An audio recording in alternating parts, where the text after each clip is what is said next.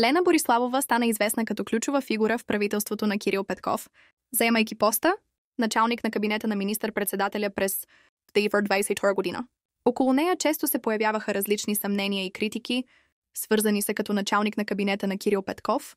Бориславова получаваше месечна заплата от 13 000 левече, което предизвика обществено недоволство. Въпреки че това възнаграждение е в рамките на закона, сумата беше използвана от опозицията като аргумент срещу управлението на "Продължаваме промяната". Критики имаше и по отношение на назначенията на хора, близки до нея, което доведе до обвинения в непотизъм, съмнения за влияние върху управлението. Критиците твърдяха, че Лена Бориславова има прекалено голямо влияние върху решенията на Кирил Петков, включително в сфери извън нейната компетентност.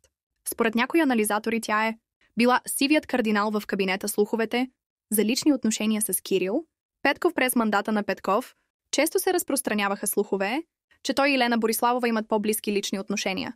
Те категорично отрекоха подобни твърдения, но темата остана активна в медиите и социалните мрежи, джуджетата и медийните атаки.